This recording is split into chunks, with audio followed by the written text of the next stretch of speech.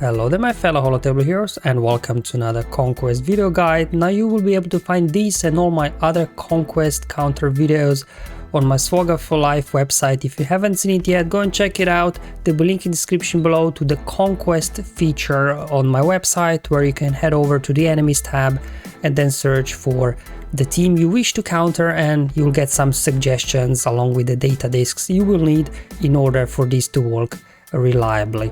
But for now, let's hop into today's battle. So in this one, I'm going up against those pesky Steadfast Retribution Padme teams.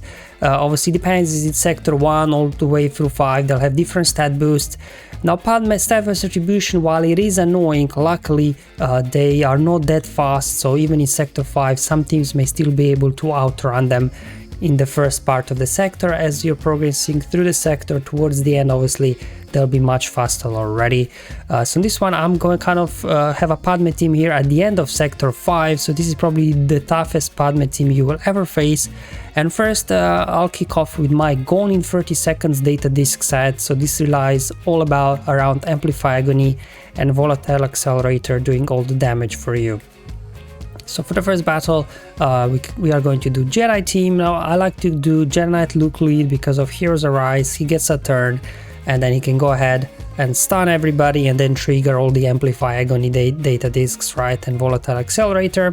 Obviously bringing Jedi Knight Revan there for the Savior, and as well whenever somebody falls below 50% health, your Anakin will get a bonus turns, and then he can trigger Heroes Arise, which will obviously give turn to Jedi Knight Luke. He can use his mass stun that cannot be resisted. This will then land all these debuffs and as well trigger Amplify Agony data disc that will do all the damage, and the enemies will just die off as soon as they get a turn.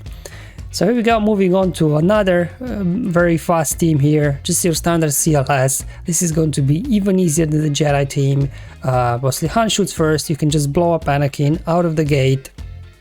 And because of all this damage that Steadfast Retribution is doing to your allies, your Commander Luke will be getting unlimited turn meter, so he can just keep going after the enemies one at a time, and they go down very quickly.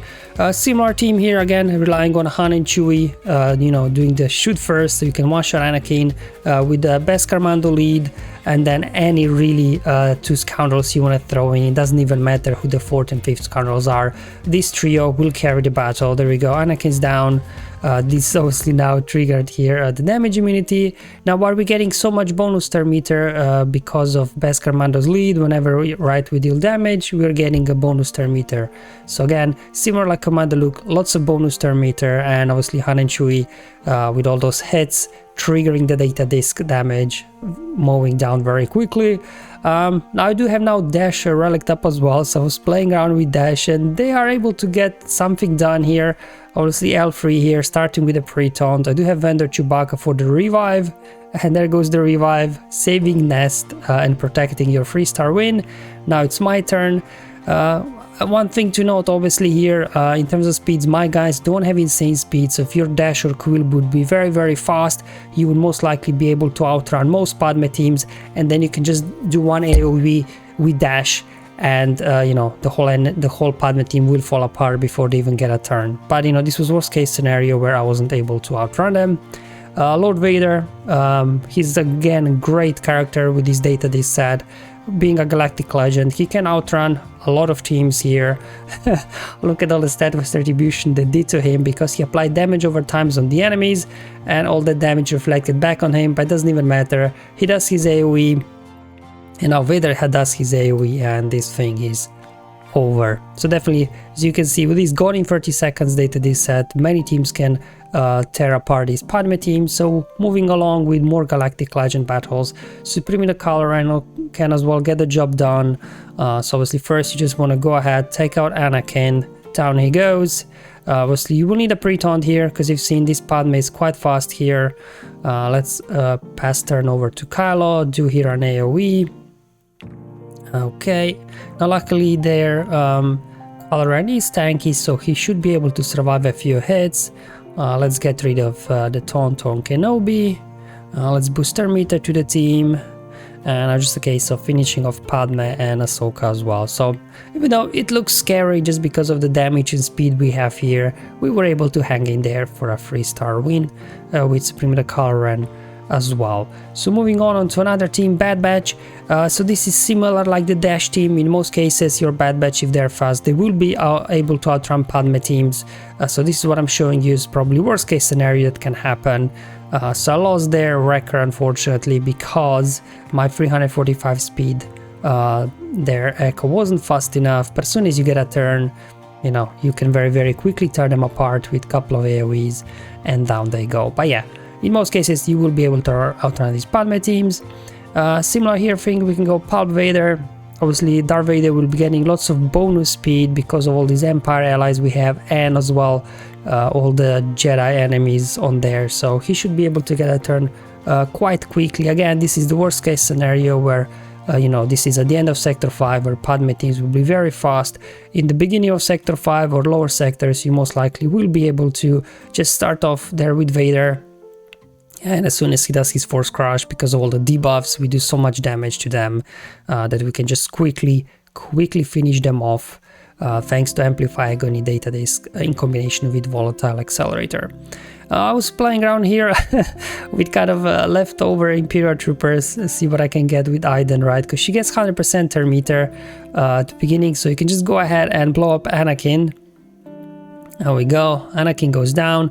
So this is the same situation where obviously Padme team is fast in lower sectors. I think this would be even easier, but you can see even at you know, low gear Iden still getting the job done thanks to all the data discs that I had equipped for this battle. Alright, so time to move away from Gone in 30 Seconds data disk and switch over to the Self-destruct data disk. So this data disk is all around caustic emissions that will obviously stack lots of thermal detonators on them, and as well then land ability blocks with ability exhaust data disk. So all the enemies will be able to do is use their basic attacks in most situations. Bossk Lead is great with these self-destruct data disks just because of all the debuffs that are being applied. Obviously with Bossk Lead we keep recovering health and protection for every debuff. Mostly Anakin there, he did land buff immunity over on my Boba, but it's okay. If Boba gets taken out, he's got bounty hunters is all, so he can get out. So you can see I'm pretty much just taking executor requirements bounty hunters here in the battle, so you don't even need, you know, all those Grief and Mando guys. Bossk here with these guys can handle it quite easily. So if you have executor, definitely you will have these bounty hunters relic up, so they can handle a lot of teams. Well, we can also do a mirror match, right? Just a standard Padme team, and just for the 5th I put in Mace, because, you know, why not? Now after his rework he's actually semi-useful. So there we go. All that enemies will be able to do is use their basic attacks because all the debuffs they get applied when they get a turn. So all they can do is use basics, so no, you don't need to worry about AoEs from Anakin, healing from Padme or anything. They'll just keep doing basics, and because they don't have any AoEs, they will just keep getting stuck behind your General Kenobi, while obviously thermal detonators will slowly and gradually be tearing them apart. And I finally kick in the face to Ahsoka, and you know, this battle is done as well. So there you go, Padme mirror, why not, right? If you got a Maul, he's great as well here with Mandalorians and Wat. Obviously Wat, when you add attack on one of your guys, this will trigger Frenzy on Maul and give him 100% turn meter, and then you can just, you know, go to town with these guys. Now because there's a Kenobi on the enemy side, we'll start with 5 stacks of Anguish. So first hit definitely goes on Jedi Knight Anakin, then you'll be a little bit stuck behind Kenobi. This is again a case of their Padme jumping in here for one bizarre reason, not sure what happened, but anyway, we'll just keep going. Again, worst case scenario, this Padme obviously was at the end of Sector 5, very fast, and was able to get in and get a turn, whereas, you know, maybe beginning of the sector or lower sectors, you know, this should still be a 3-star win, I think. Okay, so moving on to some Galactic Legend battles here. Rey is great here versus these Padme teams as well, just because obviously of the damage immunity. So the idea here is just taking Rey and some, you know, random characters. You don't want to do damage, really too much damage here to the enemy.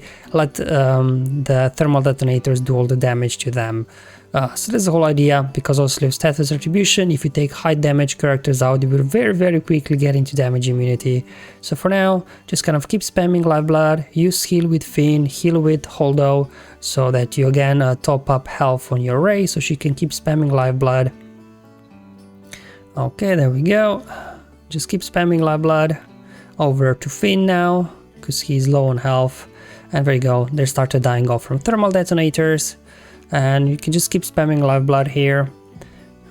Okay. I think Kenobi should be gone in a second from thermal detonators. I think we got a lot stacked on him already. Yep, down he goes. Only down to Ahsoka. And as you can see, Rey with thermal detonator that he said very useful here. You can go into ultimate, or you could just use Whirlwind really on Ahsoka. It doesn't really matter. This battle is now over.